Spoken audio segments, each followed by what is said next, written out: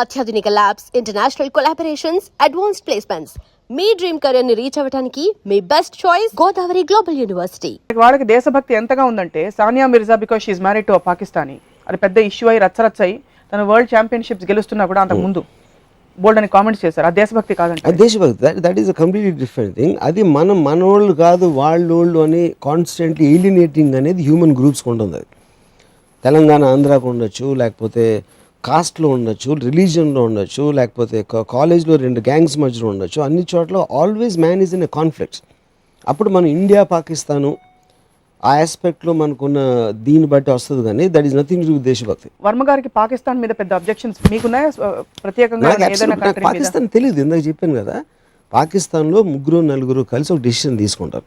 నరేంద్ర మోదీ కానీ సోనియా గాంధీ, నేను ఎవడో డైరెక్టర్ని ఎక్కడో నాలాగా 100,000,000 మంది ఉంటారు. వాళ్ళ డెసిషన్స్ ఏ కారణంతో తీసుకున్నారు, ఎందుకు అవసరం అనేది నాకు తెలియదు. Whole country also doesn't know. మనం ఆ జాబ్ ఇచ్చేసి వాళ్ళకి ఓట్లేసి కూర్చోబెట్టాం కాబట్టి ఏదో సడన్గా వార్ వస్తుంది. కార్గిల్ వార్ ఎందుకు వచ్చింది, ఎగ్జాక్ట్గా ఎందుకు వచ్చింది అనేది 99% ఆఫ్ ద పీపుల్కి తెలియదు.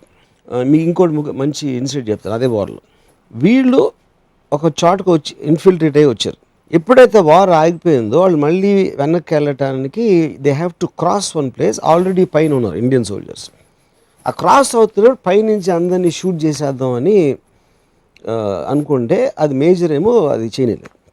అప్పుడు అది కోపం వచ్చింది, మన ఇంతమందిని చంపి ఇప్పుడు దొరికారు వాళ్ళు. దొరికినప్పుడు వాళ్ళు ఎందుకు చంపకూడదంటే మేజర్ ఏం చెప్పాడంటే, మన గవర్నమెంట్ ఆర్డర్ ఇచ్చినట్టే వాళ్ళ గవర్నమెంట్ ఆర్డర్ ఇచ్చింది, ఫలానా చోటకి వెళ్ళండి, ఇది చెయ్యండి. మనకు ఒకవేళ చెప్పుంటే పాకిస్తాన్ టీటీ మనం వెళ్ళేవాళ్ళం. నువ్వు ఎందుకు వెళ్ళాలరా మనం అడగం. అలాగే వాళ్ళు జాబ్ వాళ్ళు చేశారు. ఎప్పుడైతే వాళ్ళు వారు వద్దు అనుకున్నారో వాళ్ళు మనలాగే మామూలు మనుషులు అయిపోయారు. సో డెసిషన్ అనేది it is coming not out of దేశభక్తి, it's coming out of a choice of defending or offending in some cases. దేశభక్తి not at individual level but it's happening at a group consciousness. It is just a name. అదే అంటున్నా, దేశభక్తి ఉండాలి, I love my country, India is my this అని అనిపిస్తూ ఉంటే దాంట్లోంచి feeling వస్తుందని అందరి ఉద్దేశం. అంటే జెండా వచ్చి లేచి ఉంచున్నారు కదా, కొంతమంది ఉన్నారు ఆర్మీ. మీరు ఎప్పుడు నిలబడరా?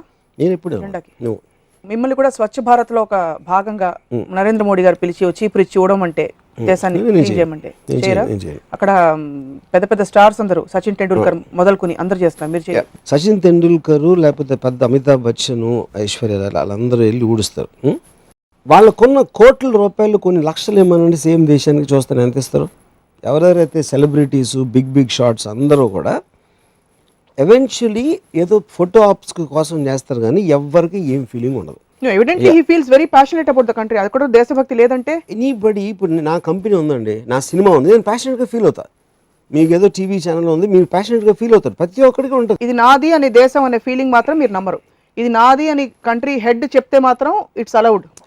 ఏ మనిషికైనా మీరున్న పొజిషన్ కన్నా మీకు బెటర్ ఆపర్చునిటీ వస్తే అది మీ దేశం ఇవ్వకపోతే అది వాళ్ళు తీసుకుంటారు 100%. వాళ్ళు దేశద్రోహులు అంటారు. అయితే దేశద్రోహులు అది క్వశ్చనే కాదు. He is looking after himself.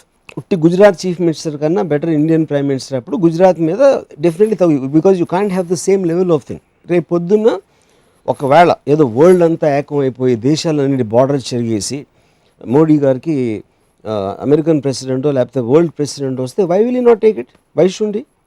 Eventually మనుషులే కదా. ఉట్టి ఈ మనుషులనే మీరు ప్రేమించాలి ఎందుకు? మనుషులందరినీ ఎందుకు ప్రేమించిందా కాదు కదా, మనుషులందరినీ ప్రేమించాలి చెప్పారు కదా.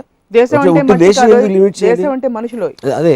సో అప్పుడు నేను అనేది అదే మంచితనం ఉన్న మనుషులు అన్ని కంట్రీలో ఉంటారు కదా, ఒకే కంట్రీలో ఎందుకు అంటున్నారు? అంటే ఇండియాలో ఉన్న అందరూ మంచోళ్ళ